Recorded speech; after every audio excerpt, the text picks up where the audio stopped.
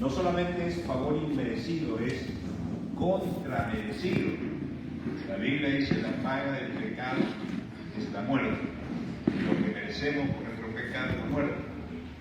Y la gracia nos da lo contrario a lo que merecemos, la vida. Por la gracia de Dios se ha manifestado para salvación. La gracia manifestándose para salvación. Es el tema que vamos a ver hoy día, la salvación, la soteriología. A todos los hombres, enseñándonos. Cuando una persona es salva, miren cómo se enlaza acá. Cuando una persona ha sido salvada genuinamente, realmente, y esta es una forma de que tenemos que ver para no engañarnos. ¿Qué pasa con una persona ha sido salvada? Enseñarnos que renunciando a la impiedad y los deseos mundanos. Una primera característica de aquel que ha nacido de nuevo, ha sido salvado, es que renuncia a la impiedad. La impiedad es nuestra relación con Dios. Antes estaba muerto en su relación con Dios, ahora tiene una relación con Dios. Renuncia a la impiedad y a los deseos mundanos, al pecado. Y no solamente renunciando, sino vivamos en este siglo sobria con relación a nosotros mismos, de una manera moderada, equilibrada, justa en nuestra relación con los demás y piadosamente en nuestra relación con Dios. Y la motivación para vivir de esta manera dice: aguardando, esperando la esperanza bienaventurada y la manifestación gloriosa, el retorno de Jesús. Pero es interesante, a Jesús se le menciona como nuestro gran Dios, hablando de la divinidad de Jesucristo, y no solamente nuestro gran Dios y Salvador Jesucristo, quien se dio a sí mismo por nosotros. ¿Para qué? Nos salvó no solamente para que seamos salvos y ya está, sino para redimirnos de toda iniquidad y purificar para sí un pueblo propio, celoso de buenas obras, para santificarnos, para purificarnos, para que cada día podamos estar más apartados del pecado, para purificarnos y hacer un pueblo celoso de buenas obras. Es decir, no solamente nos purifica, sino que nuestra vida tiene que dar testimonio hacia el mundo. Ok, habiendo leído esto, vayamos ahora sí a presentar cuál es el tema, sobre la gracia que se ha manifestado para la salvación. En este mes empezamos una serie sobre los desafíos de la doctrina saludable. Y las doctrinas son básicas que conozcamos en la iglesia. Como creyentes tenemos que estar preocupados de conocer doctrina, porque eso son columnas para nuestra vida. No podemos vivir ignorando la doctrina de Dios. Y la primera doctrina es cómo entender soteriología. Soteriología, soter es el salvar y la salvación, y logía es el estudio de la salvación. Esto es la soteriología, el estudio sobre la salvación.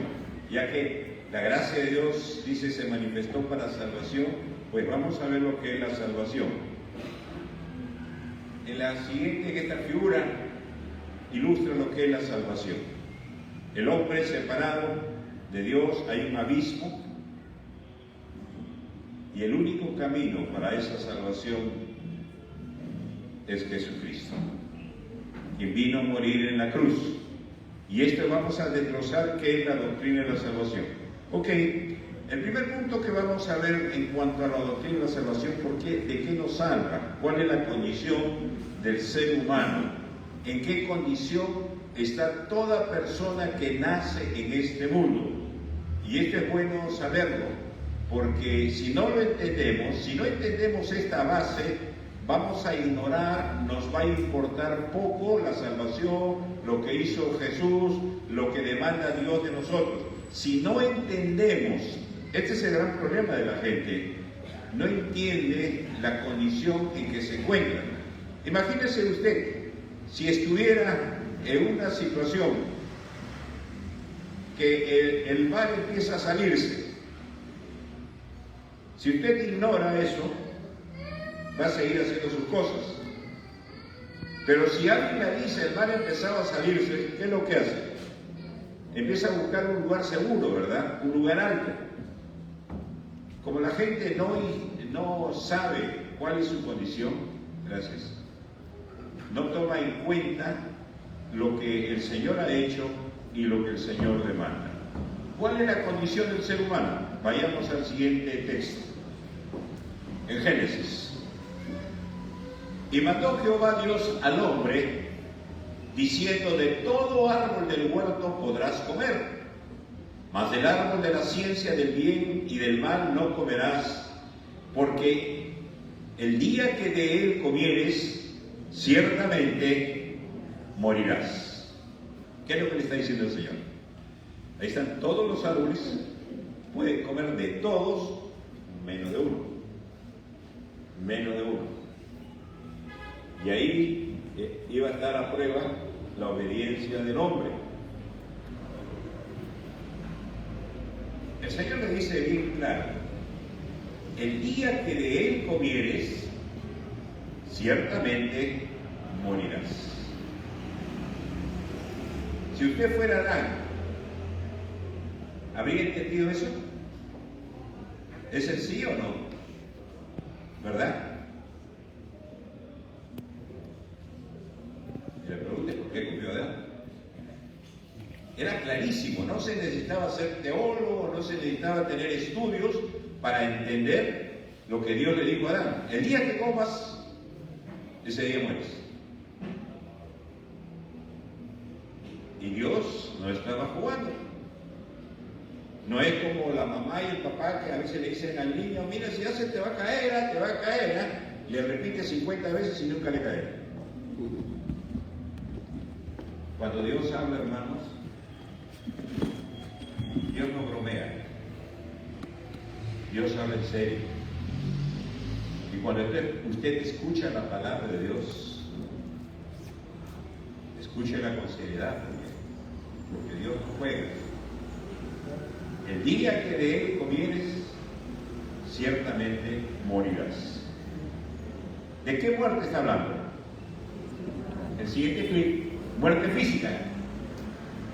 Y fueron todos los días que vivió Adán 930 años y murió. No fue algo inmediato, pero el hombre ya empezó a morir. Duró 930 años. Viene la muerte física. Y la muerte física viene a causa de la desobediencia. El hombre no fue creado para morir. El hombre fue creado para vivir. Pero a causa del pecado, a causa de la desobediencia, el ser humano va a morir. La Biblia dice en Hebreos 9:7 que está establecido que todos los hombres mueran una sola vez y después de esto el juicio. Hermanos, no interesa la condición social, económica, académica que usted tenga. Dios ha establecido que todos mueran una sola vez. Y en el libro de Job dice que Dios tiene establecido nuestro tiempo. Y cuando llegue ese tiempo, no hay tengo que hacer, espérame un poco, mañana puede ser, Señor. Ese es el momento y ese es el momento. Por lo cual, nosotros tenemos que estar preparados. A veces nosotros vivimos como que si nunca vamos a morir. Estamos pensando: mañana lunes tengo que hacer, esta semana tengo que hacer varias cosas y tengo que ir para acá, para allá. Y está bien planificar. Pero hermanos, el día que el Señor nos dice: ven, no hay nada, absolutamente nada que pueda impedir el cumplimiento de lo que Dios ha establecido. Puedes ser millonario, igualito se va. Puede tener premios Nobel, igualito se va. No interesa la condición. Viene la muerte física, pero luego hay otra muerte, la muerte espiritual, el siguiente clip. Echó pues fuera al hombre y puso al oriente del huerto de Edén querubines y una espada encendida que se revolvía por todos los lados. para guardar el camino del árbol de la vida.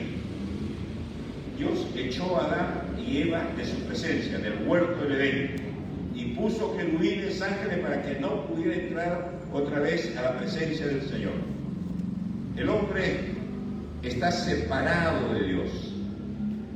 El profeta Isaías dice que vuestros pecados han hecho división entre Dios y nosotros. Y eso es la muerte espiritual, separación de Dios. Este mundo está muerto espiritualmente. Por eso es que vemos todo un mundo separado de Dios, un mundo lleno de violencia, de maldad, de corrupción. El día que de él comieres, ciertamente morirás. Esta es la condición del ser humano. Y miren lo que dice Jesús en el siguiente texto, en Juan 3, 17, 18. Porque no envió Dios a su Hijo al mundo para condenar al mundo, sino para que el mundo sea salvo por él. El que en él cree no es condenado, pero el que no cree, ¿qué dice? Porque no ha creído en el nombre del unigénito Hijo de Dios. Dios no envió a su Hijo para condenar al mundo, porque el mundo ya está condenado. No es que va a ser condenado, ya está condenado. Miren el siguiente clic. Se le pone clic a otro. Esta es la condición del ser humano. Muerto, condenado. Muerto espiritualmente y en camino a la muerte física. Y condenado, él habla de la condenación eterna. Esta es la situación del ser humano. No es que el hombre nace bueno y la sociedad lo corrompe. El hombre nace en pecado, dice la Biblia. El hombre nace pecador. Desde pequeño, desde chiquitos. ¿Quién enseñó a ese niño a mentir, a hacer su berrinche, a hacer su pataleta? ¿Quién enseñó? Es la naturaleza de pecado con la cual todos nacemos. Y de eso tenemos que entender. Ese pequeñito tan bonito está naciendo muerto espiritualmente. Es por eso que Jesús dijo, es necesario nacer de nuevo. El nacimiento espiritual. Este es el gran problema que la sociedad no entiende, mucha gente no entiende. ¿Cuál es su condición? Por eso que no busca a Dios. Por eso que no le interesa a Dios, no le interesa la palabra de Dios. Un muerto no percibe nada.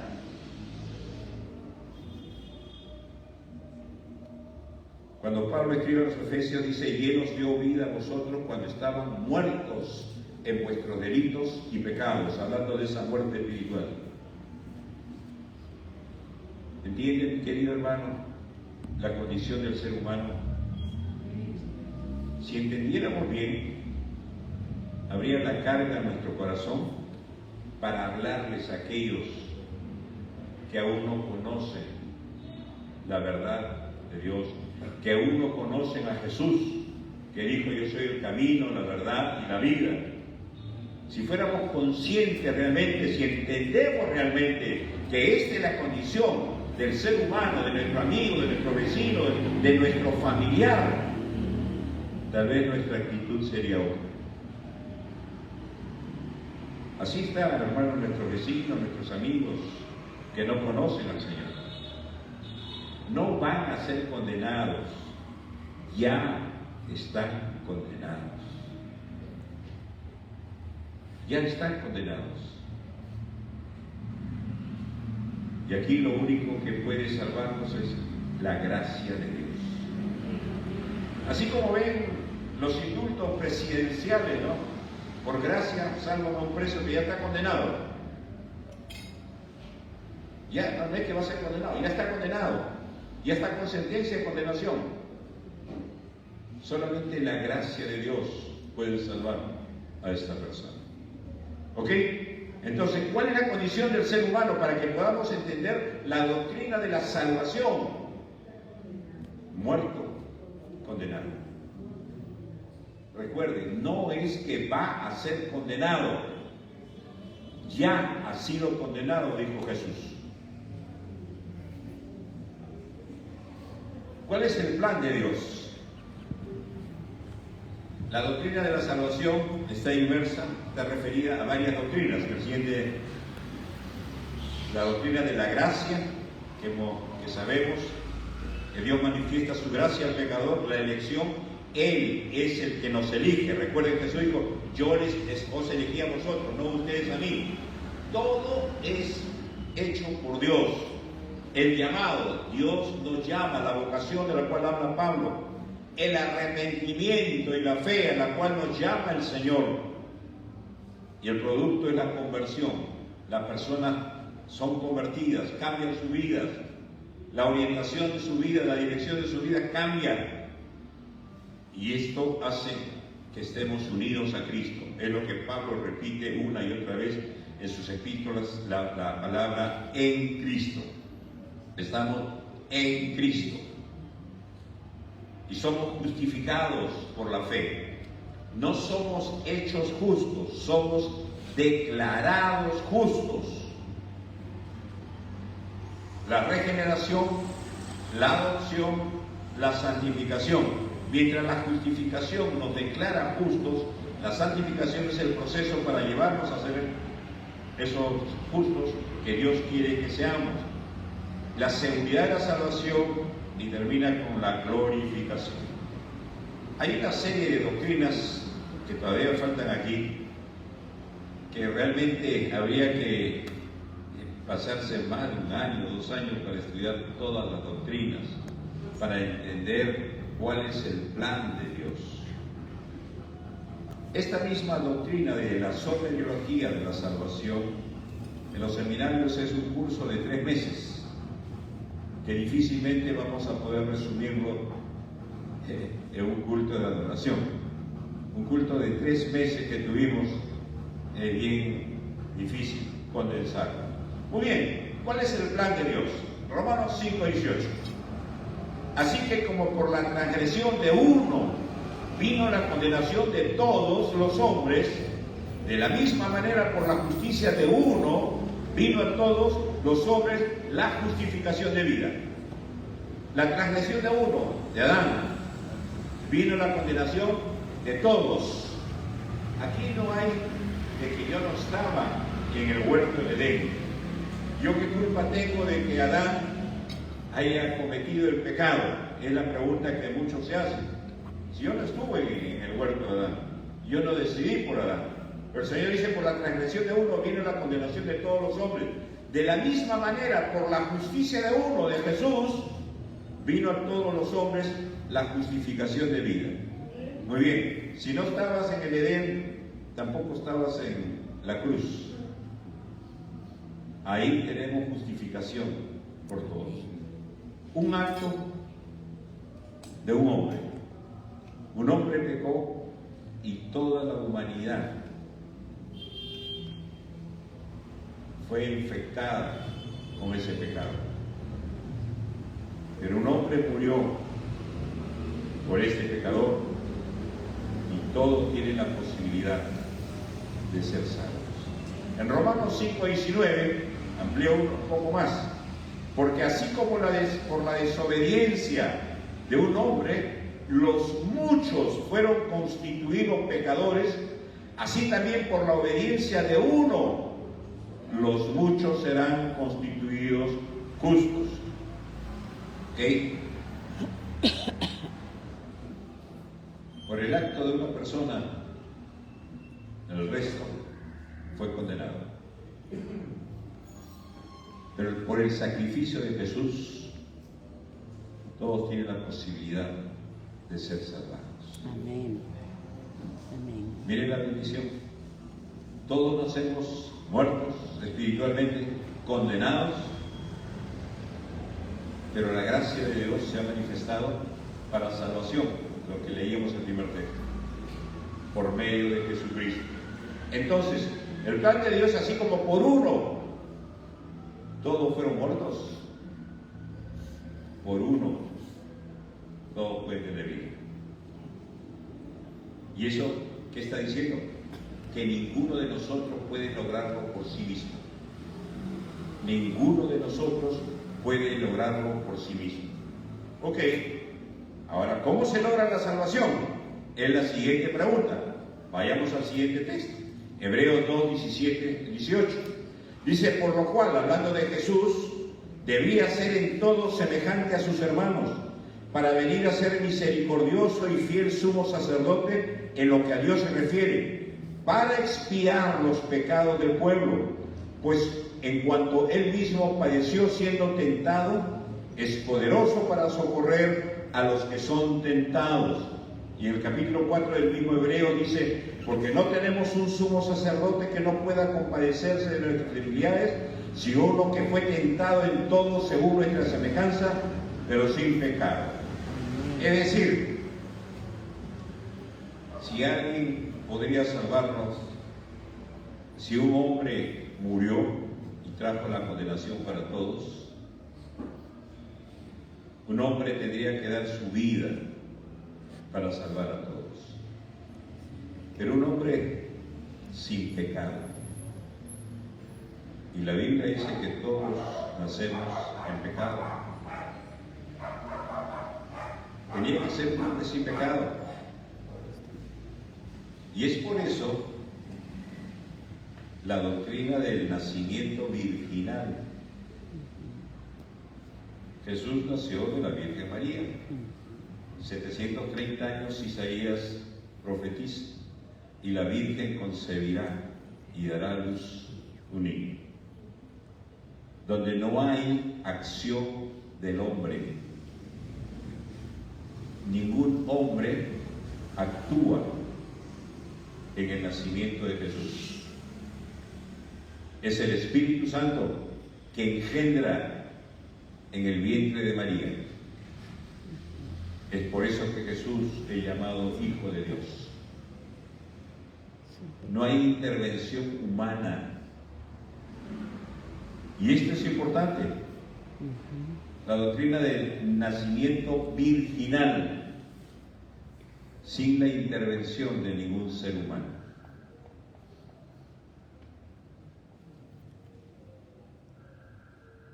Y Jesús tenía que ser igual que nosotros. Y la Biblia dice que Él, siendo Dios, no estimó como cosa que aferrarse, sino que se despojó a sí mismo y se hizo hombre. Se hizo como nosotros. Jesús es Dios y Jesús es hombre. 100% Dios, 100% hombre. No es 50% Dios y 50% hombre. Es 100% Dios, 100% hombre. En la encarnación, Jesús suma una naturaleza nueva. Él tenía la naturaleza divina, ahora tiene la naturaleza humana. No sé si atrás podrían, por favor, un poco guardar silencio. Jesús tuvo que ser igual que nosotros para poder salvarnos. Tuvo que hacerse hombre como nosotros. Por eso dice, debería ser en todo semejante a sus hermanos para poder expiar los pecados. Alguna persona en el mundo podría haberlo hecho. Piense en algún personaje. Piense en cualquier personaje, cualquier persona a través de la historia. Ninguno, absolutamente ninguno. Por muy notable, por muy noble que fuera, ninguno podría tomar el papel de Jesús. Por eso tenía que ser semejante a nosotros. El siguiente texto nos amplía un poco más. Por cuanto todos pecaron y están destituidos de la gloria de Dios, siendo justificados gratuitamente por su gracia, mediante la redención que es en Cristo Jesús. Todos pecaron y podemos ser justificados gratuitamente. Otra vez, no hay nada que el ser humano pueda hacer. No hay nada que usted pueda hacer para lograr la salvación.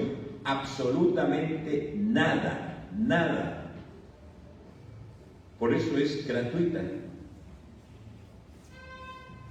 La salvación es gratuita, sin embargo, lograrla fue costosa para Jesús, costó su vida.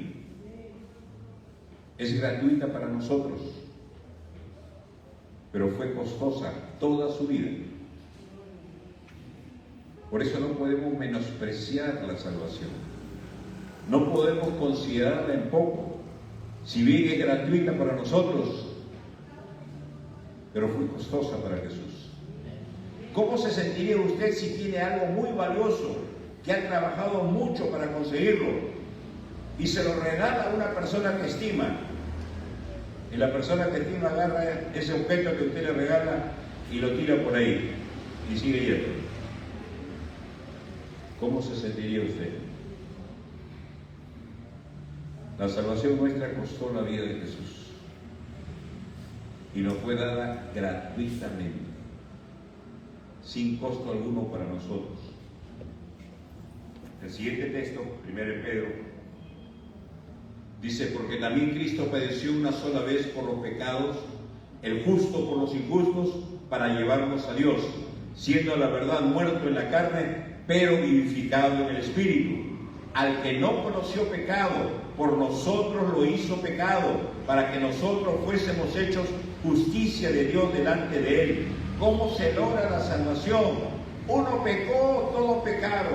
Cristo muere por nosotros, Cristo nos salva, todos tenemos la posibilidad de ser salvados. Él padeció una sola vez por nuestros pecados, el justo, Jesús, por los injustos, por todos nosotros. ¿Para qué? Para llevarnos a Dios. Recuerden, Adán y Eva fueron echados de la presencia de Dios.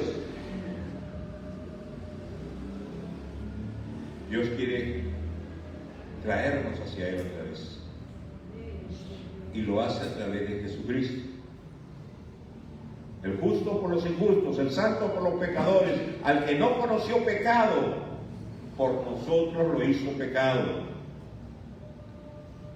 Esta figura va a ilustrar Jesús hombre, Jesús Dios. El hombre, hemos visto, está muerto, está condenado. Y para que Jesús pueda salvarnos, tiene que tener las dos naturalezas. Para que un puente pueda ser útil, tiene que tener sus bases en una orilla y en la otra orilla, para que pueda ser útil. Dios, Jesús es Dios y se hizo hombre, y Jesús tiene las dos naturalezas. Por eso puede constituirse en el camino, en la salvación, en el único Salvador. Y ahora tenemos el camino. Por eso Jesús dijo: yo soy el camino, la verdad y la vida. Nadie viene al Padre sino a través de mí. La doctrina de la salvación tiene que ver con esta doble naturaleza de Jesús. Por eso es la encarnación. Por eso es que Dios se hizo hombre. Por eso es que renunció Jesús. Pero no renunció a su divinidad. Él siguió siendo Dios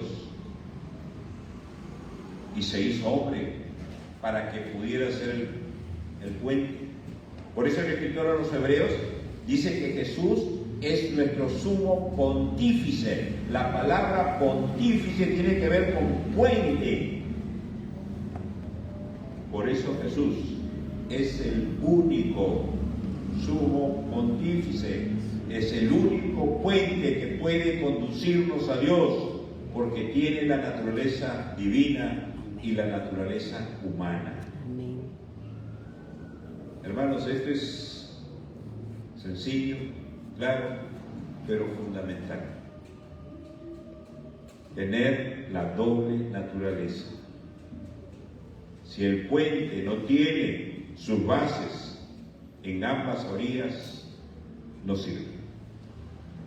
Por eso alguien que solamente es hombre no puede conducirnos a Dios. Solamente Jesús.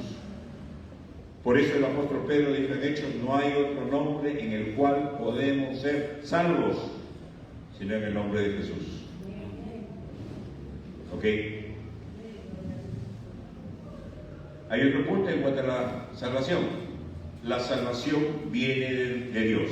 Juan 1:11 dice: a los suyos vino y los suyos no le recibieron, mas a todos los que le recibieron, o los que creen en su nombre, les dio potestad de ser hechos hijos de Dios, los cuales no son engendrados de sangre, ni de voluntad de carne, ni de voluntad de varón, sino de Dios. A los suyos vino Jesús, a los judíos, y los suyos no le recibieron, le dieron muerte. Mas a todos los que le recibieron y los que creen en su nombre, le dio la potestad, la autoridad de ser hechos hijos de Dios. Solamente a quienes le da la potestad de ser hechos hijos de Dios: a los que le recibieron y creen en él. No todos son hijos de Dios. Por eso Marcos dice, cuando Jesús en la gran comisión: id y predicad el evangelio a toda criatura, a toda criatura. Todos son creados por Dios, todos son criaturas, pero los que le reciben y creen en él, les da la potestad de ser hechos hijos de Dios. Y estos hijos de Dios no son engendrados por voluntad de carne ni voluntad de varón, sino por la voluntad de Dios. No es que alguien es cristiano y su hijo también es cristiano. Dios tiene hijos, no tiene nietos. No es porque yo quiero que mi hijo sea cristiano. No es así.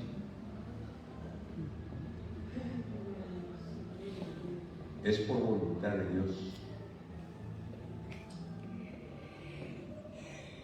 Y Pedro dice: Dios no retarda su promesa, sino que es paciente y está esperando que todos procedan al arrepentimiento.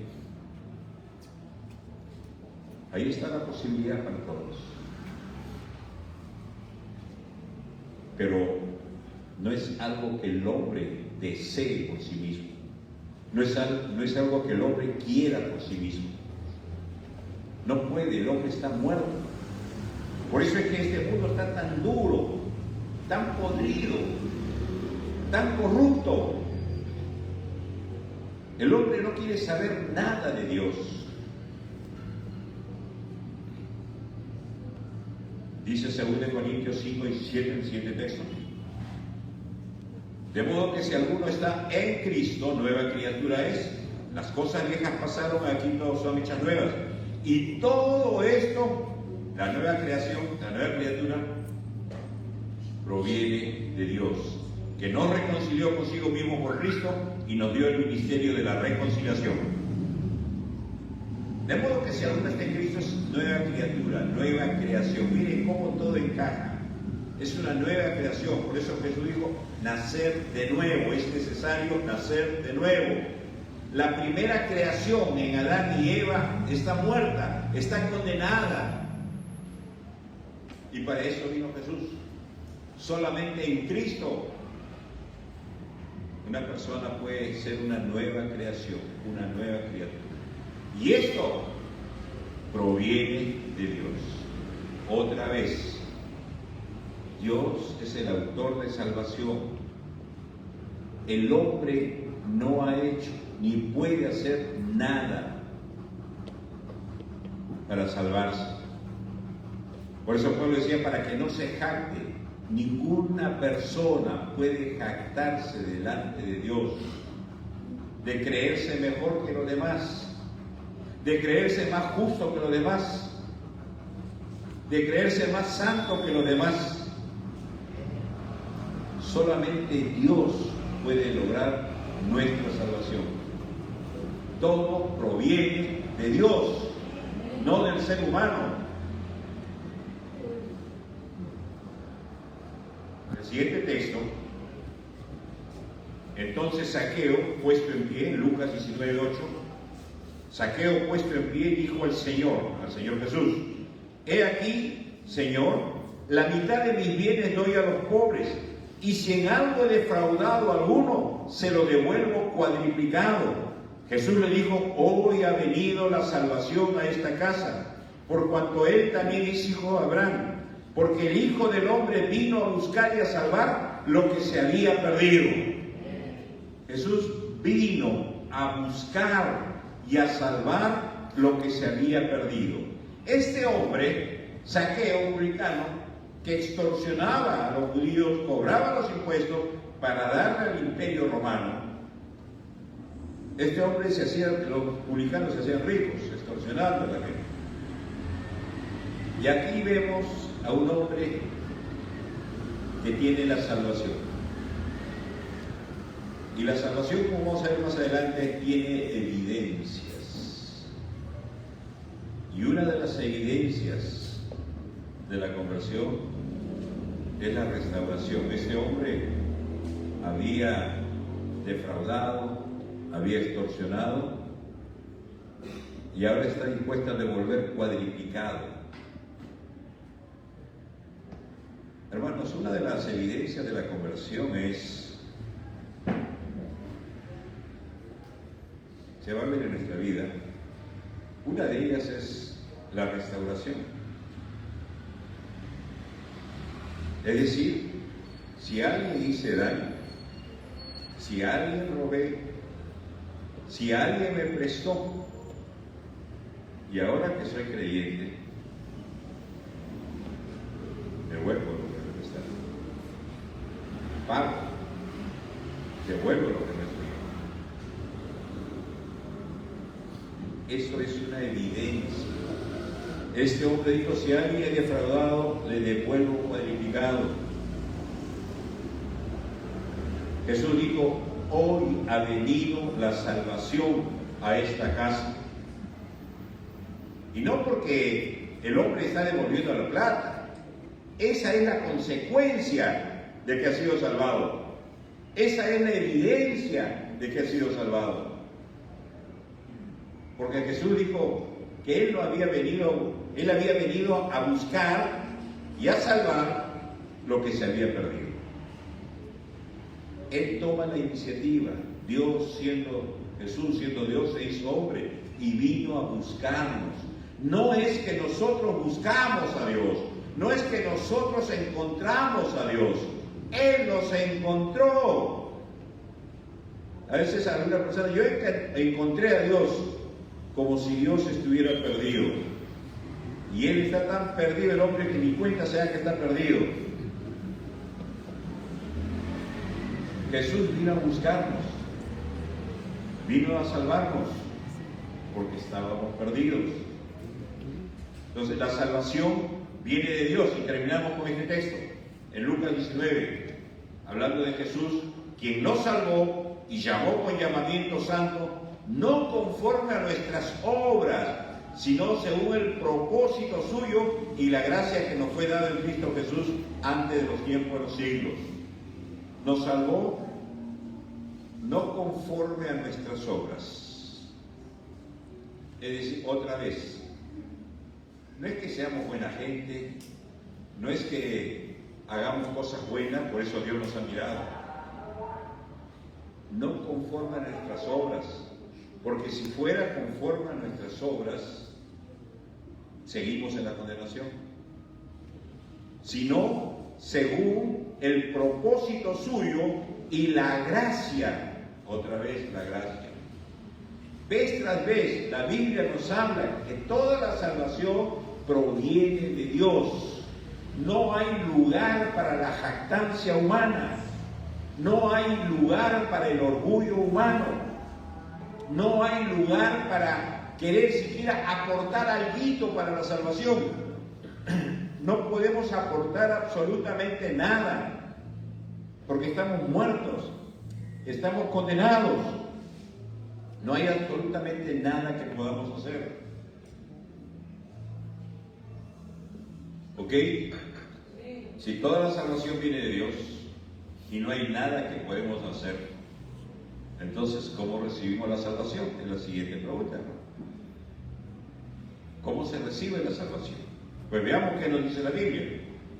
Marcos 1, 14, 15 dice: después que Juan fue encarcelado, Jesús vino a Galilea.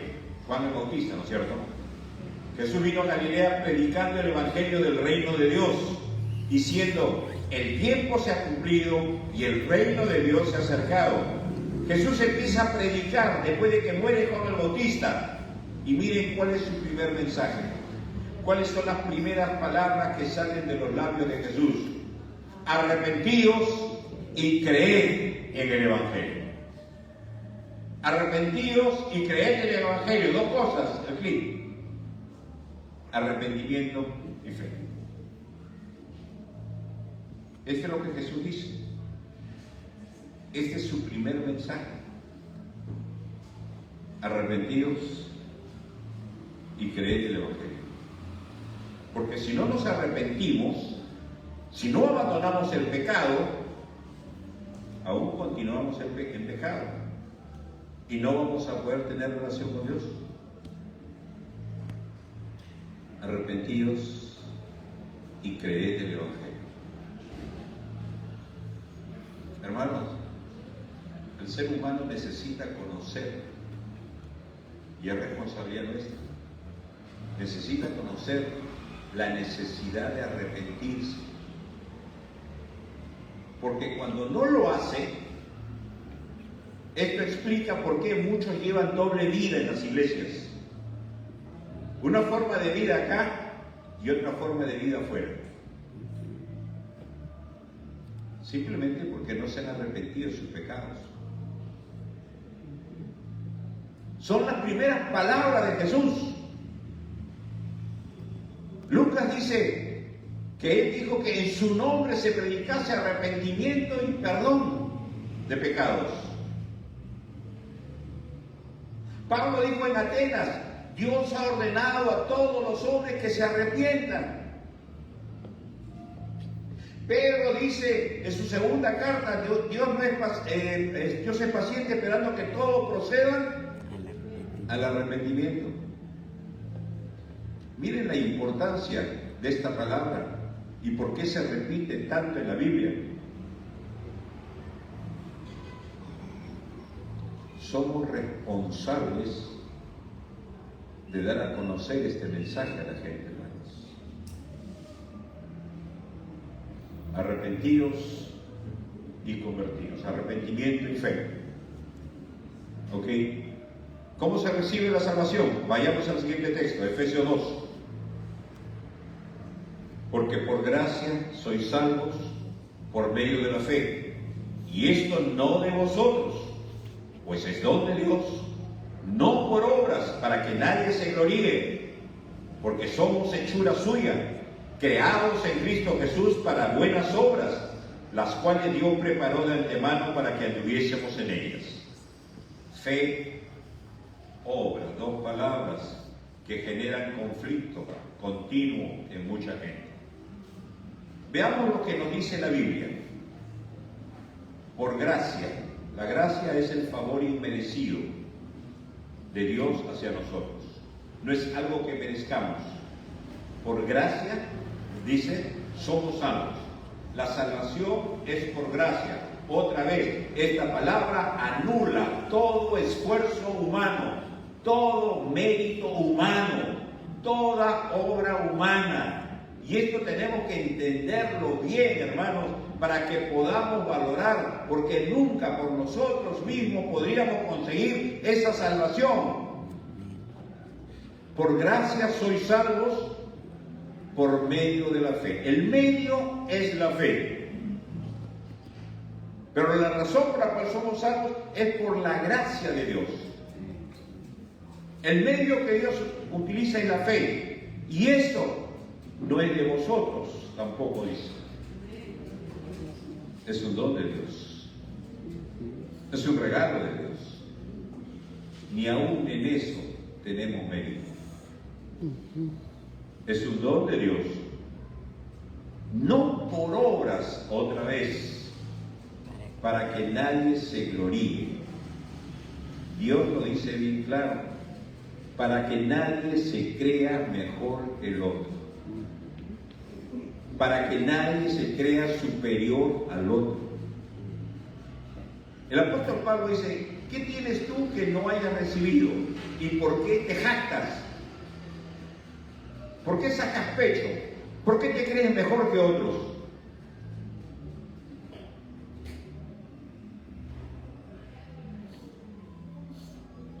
Para que nadie se gloríe, porque somos hechura suya, somos hechos por Él, creados en Cristo Jesús para buenas obras. Somos creados para buenas obras. No somos salvos por obras. Somos creados para buenas obras, las cuales Dios preparó de antemano para que anduviésemos en ellos. Miren, clic. ¿Tenemos que hacer obras para ser salvados? Y este clic. Cristo hizo la obra en la cruz por nosotros, para que pudiéramos ser salvados. Y la consecuencia, la evidencia de esa salvación se va a ver en obras. El siguiente clic, esto no es. El siguiente clic, eso es. El siguiente clic, uno más, es. Hermanos, no por obras, pero tiene que haber obra como evidencia.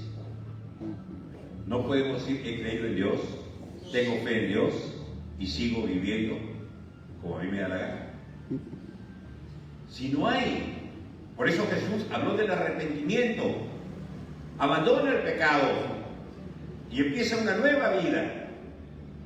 No puedes decir que eres hijo de Dios, que eres creyente, si sigues viviendo igual que antes. No puedes decir que eres hijo de Dios porque vienes a la iglesia, porque sirves, porque diezmas. No puedes decir que eres hijo de Dios por eso. Ya vimos Saqueo. Jesús dijo, hoy ha venido la salvación a esta casa. ¿Y cuál fue la evidencia? Si a alguien he defraudado, le devuelvo cuadriplicado. Tiene que haber evidencia, hermanos.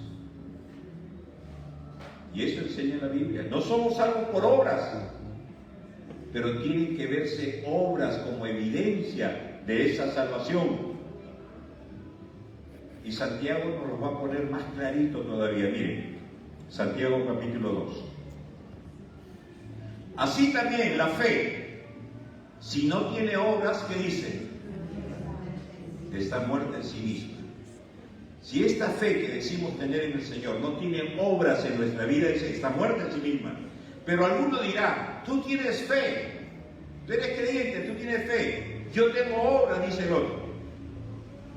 Muéstrame tu fe sin obras. Y dice, yo te mostraré mi fe por mis obras. ¿Tú crees que Dios es uno? Dice Santiago, bien haces. Pero espérate, los demonios también creen.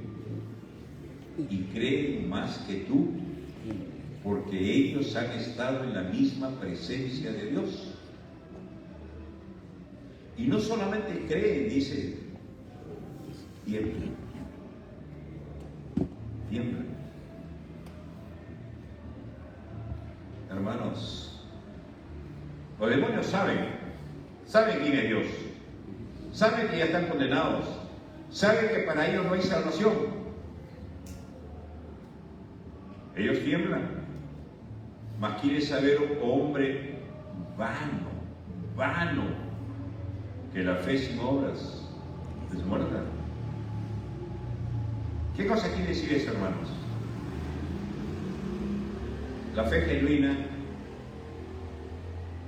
tiene que ser mostrada, tiene que ser evidenciada.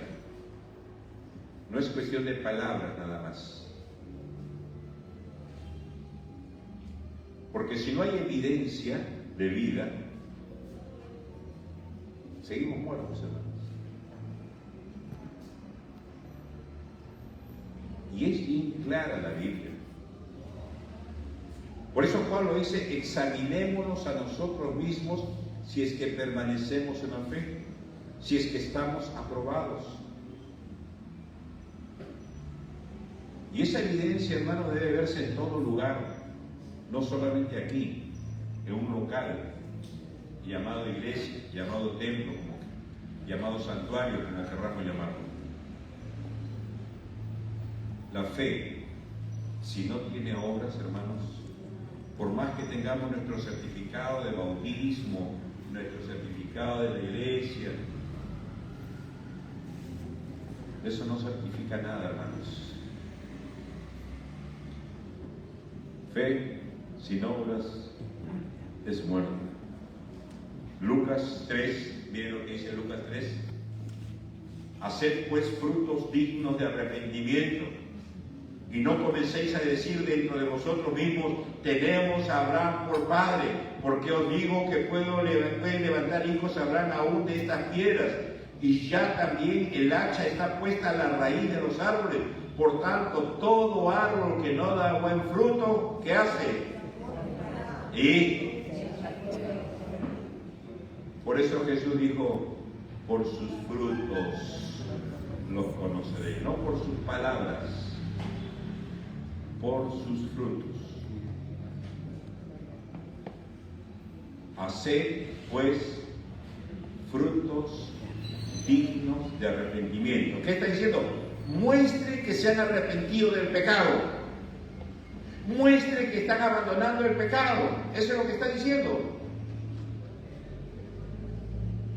Hagan frutos dignos de arrepentimiento. Y no digan porque somos judíos, somos descendientes de Abraham, genealógicamente, recuerden, no es por voluntad de carne, no es por voluntad de sangre, sino de Dios. No es cuestión genealógica, no es cuestión sanguínea, no es cuestión voluntaria, es de Dios.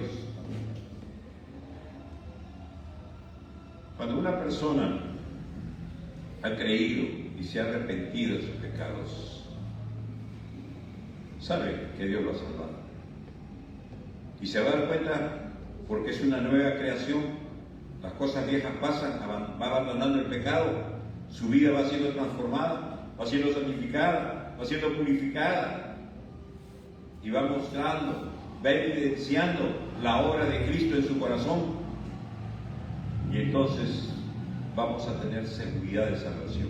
Este es el último punto, la seguridad de salvación. Juan 10, 27, 30.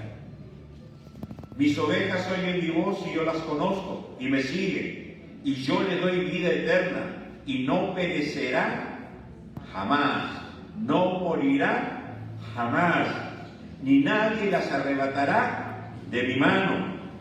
Mi Padre que me las dio es mayor que todos, y nadie las puede arrebatar de la mano de mi Padre. Yo y el Padre, uno somos. Aquí hay en este texto abundante doctrina. En este pequeño pasaje que Jesús dice, veamos, del siguiente clip, vamos a desglosar. Vemos la doctrina de elección, son mis ovejas. No todas eran ovejas de Jesús. Él las eligió. Yo las elegí, no vosotros a mí, dijo Jesús. Son mis ovejas. El llamado, la vocación, oyen mi voz. Oyen mi voz. Y me siguen. Pueden discernir la voz de Dios en medio de este mundo convulsionado por el pecado. La presencia de Dios, yo las conozco. Él nos conoce a cada uno de nosotros. Nos conoce más que cualquiera de nosotros a nosotros mismos. La santificación, me siguen. Empiezan a caminar con el Señor. Empiezan a hacer lo que el Señor hace. Empiezan a vivir como el Señor vive. Me sigue. La regeneración, yo les doy vida eterna. El que cree en el Hijo tiene vida eterna. El nuevo nacimiento es regenerado. Es una nueva criatura. Es una nueva creación. La veracidad de Dios. Y no perecerán jamás. No morirán jamás. El poder de Dios, ni nadie las arrebatará de mi mano. Estamos en la mano del Señor. Nuestra seguridad está en Él, no está en nosotros. Si la seguridad de nuestra salvación dependiera de nosotros, estamos perdidos. No vamos a poder mantener la salvación. La seguridad de la salvación está en Él, en lo que Él ha hecho por nosotros, no en lo que nosotros podemos hacer por Él. Ahí está nuestra seguridad. La seguridad de mi salvación está en lo que Cristo ha hecho por mí. Ahí está mi seguridad. Porque si dependiera de lo que yo voy a hacer, estoy perdido. Y la unidad divina, yo y el Padre uno somos, la Trinidad. El siguiente texto, Efesios 1:13. En Él, en Jesús, también vosotros, habiendo oído la palabra de verdad, el evangelio de vuestra salvación, y habiendo creído en Él, fuiste sellado con el Espíritu Santo de la promesa. Habiendo oído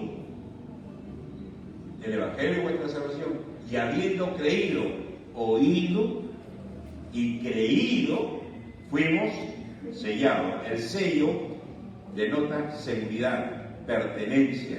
Pertenecemos a Dios, somos de Dios. Nadie podía tocar ese documento que tenía el sello del Rey. Nadie puede separarnos del Señor. Y en Efesios 4:30 dice, no contristéis al Espíritu Santo con el que fuiste sellados para el día de la redención. Es decir, nuestra salvación está segura en Jesucristo. Y por último, hermanos, Romanos 8:38-39, por lo cual estoy seguro que ni la muerte, ni la vida, ni ángeles, ni principados, ni potestades, ni lo presente, ni lo porvenir, ni lo alto, ni lo profundo, ni ninguna otra cosa creada nos podrá separar del amor de Dios que es en Cristo Jesús, Señor nuestro. Amén. Amén. Nadie nos podrá separar. A mis ovejas nadie las arrebata de mi mano, ni aún nosotros mismos podemos separarnos del amor de Dios. Nuestra seguridad está en lo que Él ha hecho por nosotros. ¿Me entienden, mi hermano?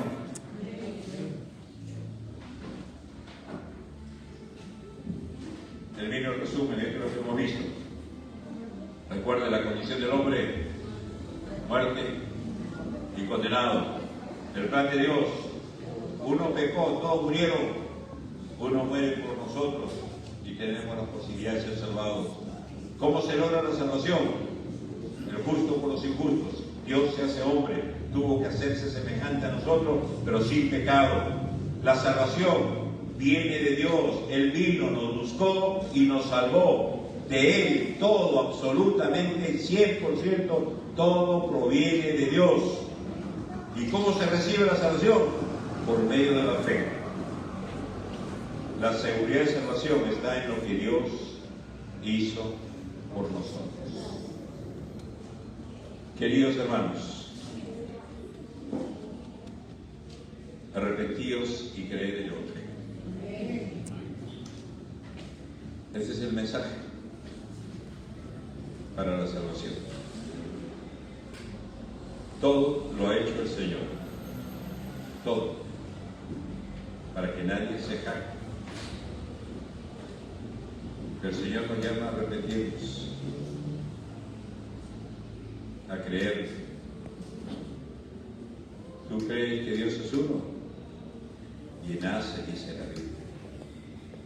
Pero cuidado, que los demonios también creen y tiemblan. Y tiemblan. Si no estás tomando con seriedad lo que Dios ha tomado con seriedad, Adán no tomó con seriedad. Y pensó que es una frutita que me coma. No era la fruta, era la desobediencia. Así, igual mis hermanos, yo no sé cómo estamos tomando cada uno de nosotros lo que Dios ha hecho por nosotros. En esta mañana yo quiero llamarte a que reflexiones, querido hermano, a que pienses. La palabra de Dios ha sido clara con nosotros. Yo no sé si realmente necesitas arrepentirte. Yo no lo sé. Solo Dios lo sabe. Pero tú te puedes dar cuenta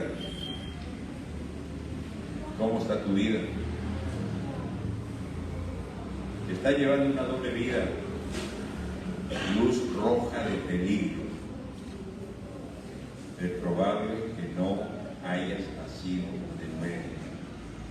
Por más de que hagas todo lo que hagas, recuerden, no hay nada que podamos hacer nosotros, absolutamente nada.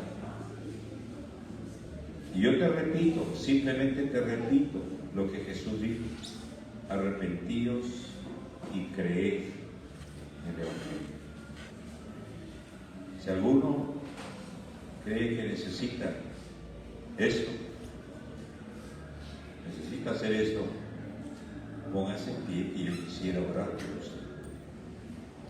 Si hubiera alguna persona, póngase en pie y quisiera orar por usted.